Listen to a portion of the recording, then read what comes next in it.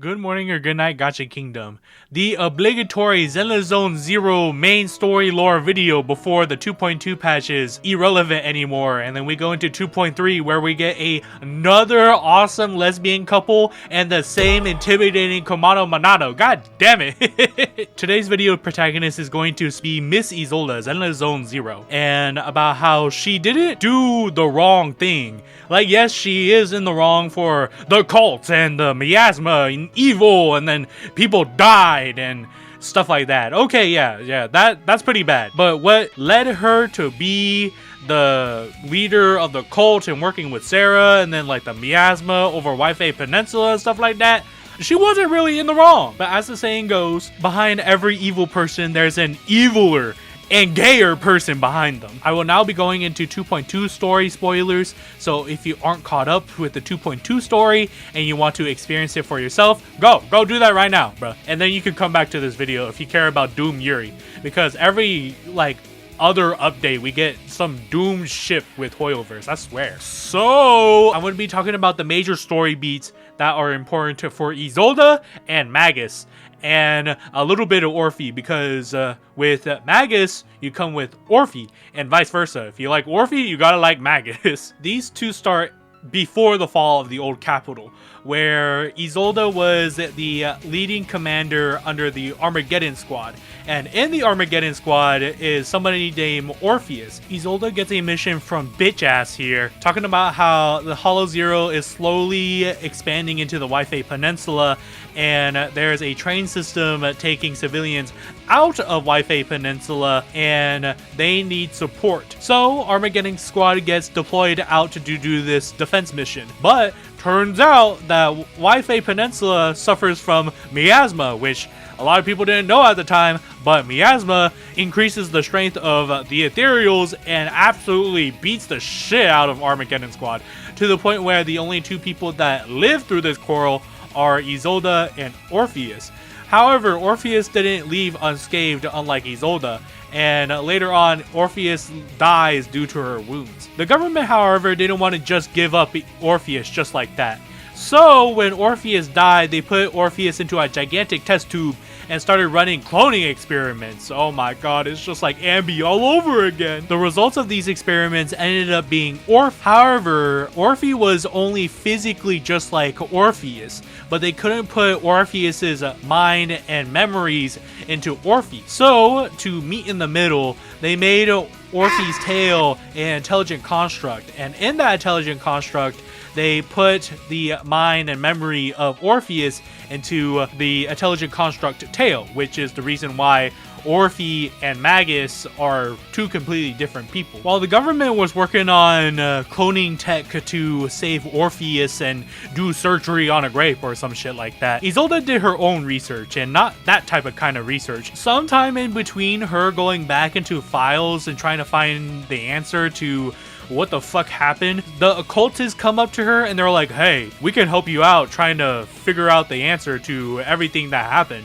And she says yes. If I had to guess, the Exaltus cult is probably ran by a lot of stupid people, because when Isolde joined the cult, she ended up rising up the ranks really fast, and after a while she was named the new overseer that could dictate whatever the fuck the Exaltus cult would do next. It's not told specifically if she was told before or after she became an overseer, but Isolde ended up learning the truth about that defense mission, in which that one of the CEOs of Porcelumex, Lucario, bribed the bitch-ass general to take a bunch of Porcelumex resources out of the hollow via the train system. So to make sure that Lucario would hand over his 5 million master balls, bitch ass went up to Isolde and was like, hey, this train system is taking civilians out of the hollow disaster, so could you send your squad to defend this train? But in reality, it was actually just Porcelumex resources. And when Isolde found out, she was probably really fucking pissed,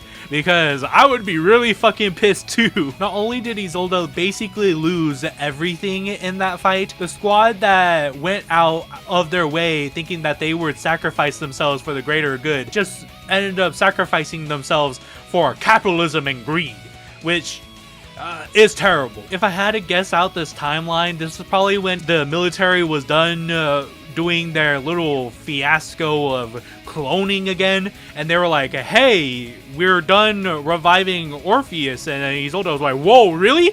And then Orphie and Magus come in, and they're like, this is Orphie, this is Magus, this is basically Orpheus, and Isolde was like, what the fuck? And then the army was probably like, Magus will be the captain of this new squad, and Orphie will be the first member of the squad, and you will be the colonel of said squad. Jump to the present, where Obol squad has a bunch of new members, and we're now in Wi-Fi Peninsula, and we just saved Yuzuha. Woo, yippee! Belle and Wise get asked by the Obol squad to help them find the rest of the cult members, and then you find the cult members and you beat them up, and then Isolde comes over to Wise and he's like, hey, do you want to meet the bitch ass guy? And then Wise is like, yeah, sure. And then you meet bitch ass guy and you're like, damn, he's a fucking bitch, can we kill him? And then Isolde's like, wait, not yet, we can't kill him yet. And you're like, damn. Meanwhile, Orphie is talking to Belle, and then later on, like, Orphie info dumps about everything to Belle because Magus is asleep, and then Belle's like, whoa, that's crazy. The proxy siblings call 911, Yishuan comes save them. The next day, Magus is hella mad, and Magus is about to burn down the temple, but wait,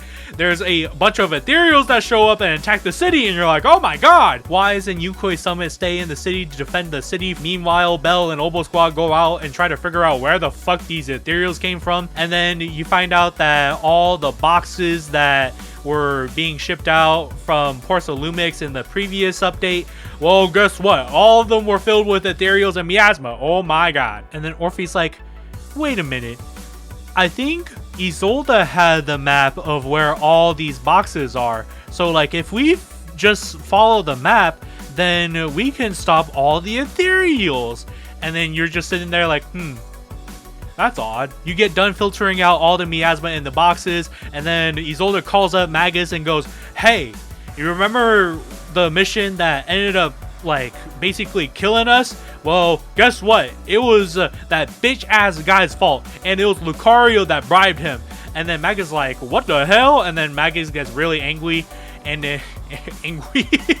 You meet the bitch ass guy and you confront him, and then he's just like, well, I had a lot of hard choices back then too, and I decided that that was the best course of action. And then he starts walking over towards the boat, and he's about to leave, and then Isolde jump scare, and then she shoots him, and you're like, yeah! Isolde gets away, and then you have to go find Isolde, and you find Isolde, and then Isolde tells you that she's actually the overseer and she's part of the cult, and you're like, holy fucking shit. And then she turns into big titty ethereal woman, and then you beat her up, and then she turns into regular Isolde. You 1v1 her with Orphie, and it's kind of hard because Orphie's an off-field unit, but now she's just one-on-one-ing with Isolde, and Isolde kind of fucking beating my ass. And then you have a quick time event. Oh, quick time event, like a Telltale's go, oh my god, press the A button. After that, Isolde pulls this crazy ass move, and Isolde, she ends up shooting Orphie. And because she shot Orphie, Magus throws a knife right into Isolde's heart. But turns out she just shot Orphie with a Denny gun. And, well, that knife was real. In her dying words, Isolde's like, well, you had Orphie, don't let her down. And Orphie's like, oh, I'll be right next to Magus, don't worry about it. And then Isolde's like, damn. And then she passes away into the miasma. And then you're standing in the background with the rest of Obol squad, wiping away your tears with onions. While we don't actually get to see Orpheus and Isolde's relationship, even though we all know what that kind of relationship would have been, we get this classic, oh, well, we both can keep going towards the future if Orpheus did end up living through that defense mission instead of passing away due to her being so injured. And I don't think it helped that the government was like, oh, we can clone Orpheus, and we ended up getting Orphie and Magus.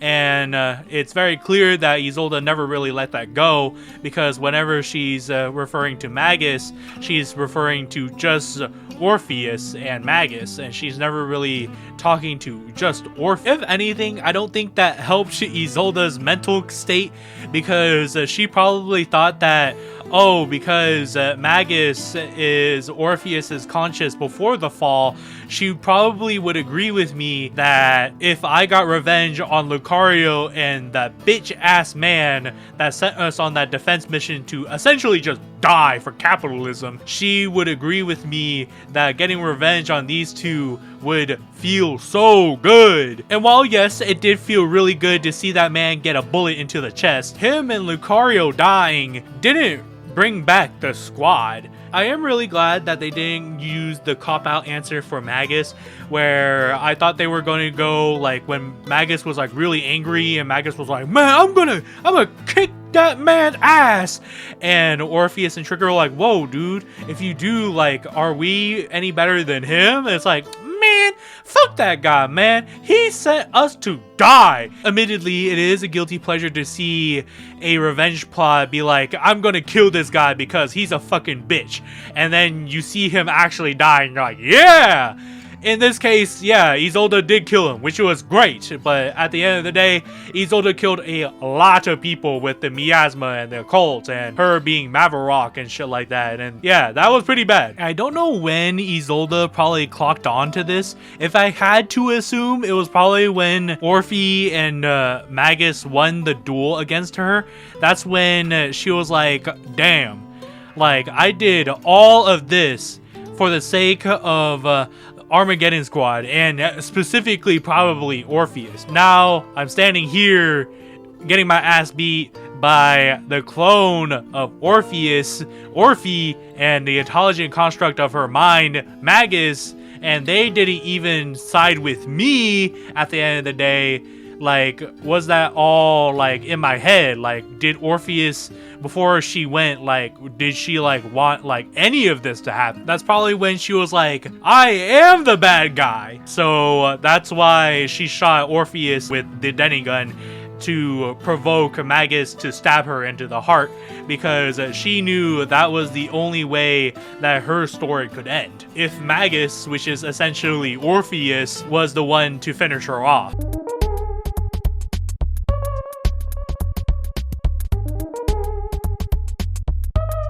Oh, it's just angst doomed Yuri. Oh, alright, 2.2 is in the books, and now we gotta save Shiyuan, because Shiyuan went after Sarah, and then now he's doing a deal with fucking the literal devil.